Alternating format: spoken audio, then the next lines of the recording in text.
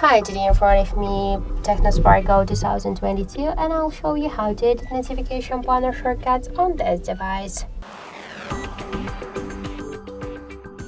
So open first the control panel and find here you will find here all of the available options. If you want to add here some options or remove some of them, you just should click on this edit icon just to add a couple of these or all of these options.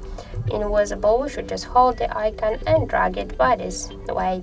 To remove some of them by the same way, hold it and drag it to the down.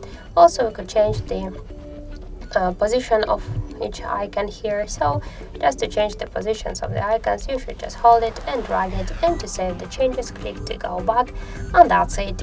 So thank you for watching, and if you find this video helpful, leave thumbs up and subscribe our channel.